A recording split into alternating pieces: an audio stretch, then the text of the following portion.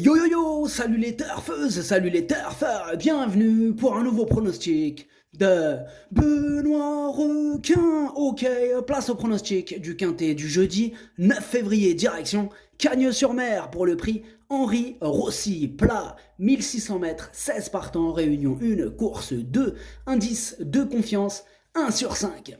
Petit retour sur le quintet du mercredi 8 février, le 10 étant non partant, le 5 intègre mon prono et le 6 devient cheval de complément. Tout ça pour vous dire que seul le 6, mon cheval de complément, manquait. Pour les VIP, ce mercredi, on a un ticket quarté dans l'ordre qui est passé. Et il a fait quand même 377 € le quarté dans l'ordre, ça fait plaisir. On a aussi un ticket quinté dans l'ordre, dans le désordre, pardon, un quinté dans le désordre qui est passé. Et lui aussi, il fait plaisir ce mercredi pour les VIP. Bienvenue à toutes et tous. Je vous ai mis bien sûr le lien en description de la vidéo. Ok, c'est parti, on commence le pronostic et on commence avec le numéro 1, Dar Tungi. On écoute l'entraîneur Jérôme Régnier. Dar Tungi reste sur une bonne deuxième place pour sa première sortie du meeting. Ce jour-là, le lot était de qualité. Jugé sur la valeur réalisée ce jour-là, il dispose a priori d'une belle chance théorique pour son retour dans les handicaps, malgré les 61 kilos qu'il aura apporté ici. Eh bien, ce numéro 1, c'est tout simplement mon préféré, je l'ai installé en tête. Donc le numéro 1, Okiniri. On passe au numéro 2, Wonder Boy, on écoute Édouard Montfort. Donc Wonderboy, le numéro 2. Alors Wonderboy est tombé sur un os dernièrement, mais il s'est remarquablement défendu. Certes, dans un handicap, sa marge n'est pas énorme, mais avec un bon déroulement de course, nul doute qu'il soit en mesure de jouer les premiers rôles. Eh bien, ce numéro 2 me plaît bien, je l'ai gardé en 5e position. Le numéro 2, Doi. On enchaîne avec le numéro 3, Total Knockout, et on écoute Stéphane Richter. Total Knockout est un véritable guerrier qui donne toujours le meilleur de lui-même. Il reste en bonne forme au travail, il devrait une nouvelle fois chèrement défendre ses chances. Il faudra compter sur un bon parcours car la distance des 1600 mètres est un peu limite pour lui. Alors seul l'ombre au tableau, d'après son entraîneur apparemment, c'est la distance, un peu limite pour lui. Bon, malgré ça, moi je l'ai gardé très haut, je lui maintiens ma confiance, il me plaît bien. Donc je l'ai mis en 4e position, ce numéro 3. Numéro 3, Yomi. On enchaîne avec le numéro 4, Ridwan. Et on n'aura pas les commentaires de l'entraîneur. L'entraîneur en même temps, c'est Fabrice Vermeulen. Ça fait des mois qu'il est parti à la pêche. Donc voilà, on n'est pas prêt de le voir de sitôt. Fabrice Vermeulen, amuse-toi bien. Alors, ce numéro 4, en revanche, je ne l'ai pas retenu. C'est un regret. C'est mon 2e cheval de complément en cas de non partant. Attention, possible cassage en vue. Attention, méfiez-vous de ce numéro 4. Concernant le numéro 4 en japonais, Idome no Kokai. On passe au numéro 5, Jacques Lam. Et on écoute Philippe Decouze. Jacques Lam est une pouliche qui donne toujours le meilleur en compétition. Il lui faut le bon parcours en étant en position cachée, et si tel est le cas, elle fournira sa valeur. Elle n'a pas beaucoup de marge de manœuvre en 37 de valeur, mais elle est capable de jouer les premiers rôles. Tout sera une question de bon déroulement de course. Eh bien, ce numéro 5, je ne l'ai pas retenu. Maintenant, attention, c'est quand même lui le chef, c'est lui le capitaine de ma petite liste des possibles casseurs de tickets repérés. On va donc lui accorder une belle note de méfiance.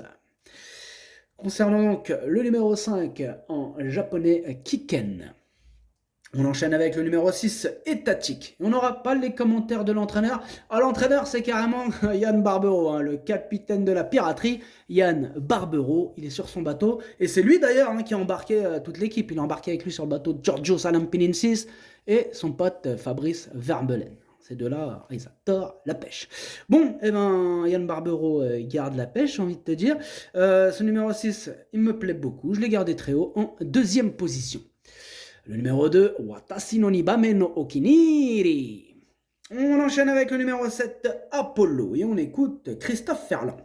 Apollo a effectué une rentrée satisfaisante compte tenu de sa longue absence. Maintenant, étant en meeting, il court un peu rapproché et on peut craindre la 2e course après un arrêt. De plus, il affronte des adversaires bien plus aguerris dans ce style de course. À cette valeur, il faut tenter et son résultat nous guidera pour la suite. On plonge dans l'inconnu hein, avec Apollo. En tout cas, il me plaît bien. Malgré ça, j'ai un bon petit feeling avec ce numéro 7. Je l'ai gardé en bout de combinaison, hein, mais je l'ai gardé. Le numéro 7, Nanaï. On passe au numéro 8, Mad Whip, et on écoute Richard Chotard.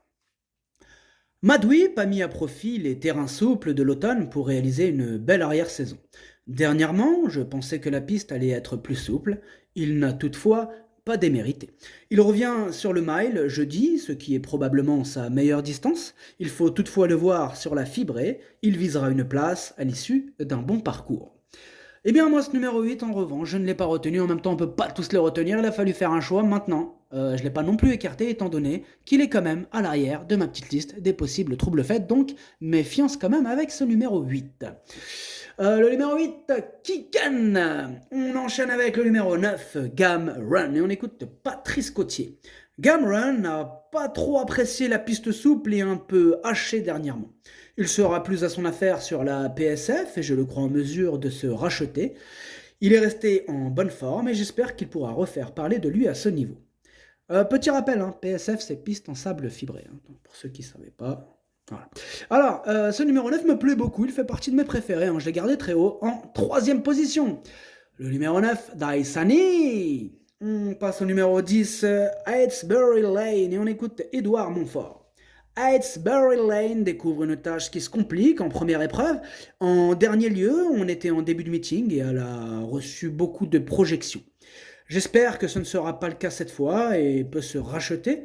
Jugée sur l'ensemble de ses performances, elle peut être envisagée en fin de combinaison. Moi, je ne l'ai pas envisagé dans mon pronostic, ce numéro 10. Hein. C'est un choix, mais maintenant, elle est quand même en plein milieu de ma petite liste des possibles troubles faits, donc attention quand même. Le numéro 10, Kiken. On enchaîne avec le numéro 11, Hello Charlie. On n'aura pas les commentaires de l'entraîneur, en même temps, c'est Fabrice Vermeulen, hein, vous l'aurez compris, il est où? Bah, sur le bateau de Yann Barbero, hein, le capitaine, le grand pirate. Amusez-vous bien. Alors, ce numéro 11, je l'ai retenu, hein, sachez que c'est lui, le 8e de mon pronostic. Le 11, Hachi. On passe au numéro 12, Heal the World, et on écoute Gianluca Biatolini. Heal the World reste sur un succès plaisant, depuis le cheval est resté très en forme et fait le déplacement lundi depuis Maison Lafitte en vue de cette épreuve. Cela lui laisse ainsi le temps de bien s'acclimater, il monte de catégorie en étant pénalisé, mais ce qui me contrarie le plus, c'est son numéro 13 dans les stalles. C'est en effet un cheval qui aime être monté aux avant-postes. Eh bien, moi ce numéro 12, hein, je l'ai retenu, mais en bout de combinaison. Le numéro 12, Dokei. On passe au numéro 13, Safira Dream, et on écoute Michel Fige. Safira Dream peut-elle s'avérer compétitive à ce niveau de la compétition? Point d'interrogation. Elle a certes couru à 3 reprises durant ce meeting de façon assez rapprochée, mais ne me semble cependant pas du tout émoussée. Eh bien, moi en revanche, numéro 13, hein, je l'ai écarté. Je ne l'ai pas retenu, j'en ai préféré d'autres. Le numéro 13, Kake. On enchaîne avec le numéro 14, Electroscope, et on écoute Stéphane Richter. Electroscope nous a un peu déçus dernièrement, je dois l'avouer. Monté parmi les chevaux de tête ce jour-là, il a un peu trouvé le temps long pour finir. On va cette fois le faire patienter durant le parcours en espérant le voir bien se comporter. Ah, ce numéro 14, hein, je ne vous cache pas que c'est lui mon gros regret, hein, c'est mon cheval de complément en cas de non partant. Ah, possible cassage en vue, le quintet est ouvert, hein, je vous rappelle l'indice de confiance, 1 sur 5, attention. Attention à ce quintet. Alors, le numéro 14, Kokai. On passe au numéro 15, Mualheimer Pell, et on écoute Stéphane Richter. Mualheimer Pell se retrouve finalement dans le premier volet de ce divisé. Elle sera intéressante à voir évoluer au niveau des handicaps. En forme et restant sur une sortie encourageante, elle est capable de bien faire à l'issue d'un bon parcours. Et ce numéro 15, je ne l'ai pas retenu. Voilà, c'était mon choix. Je ne l'ai pas retenu ce 15. Numéro 15, Kake. Et nous terminons avec le numéro 16, To Thank Youth. Et on n'aura pas les commentaires de l'entraîneur. L'entraîneur est parti avec Yann Barbero. C'est qui? C'est Georgios Alampinensis. Amusez-vous bien sur le bateau. Alors, ce numéro 16, comme le 15, je ne l'ai pas retenu. Numéro 16, Kake. Le pronostic, ça donne As, 6, 9, 3, 2, 12, 7. Merci d'avoir suivi cette vidéo. N'hésitez pas à mettre un pouce bleu si la vidéo vous a plu. Vous aidez ainsi grandement la chaîne. Pour accéder à tous mes tickets pour la course du Quintet, rendez-vous directement en description de la vidéo. À jouer avec modération. Bonne chance. Chopez-le moi. Ciao.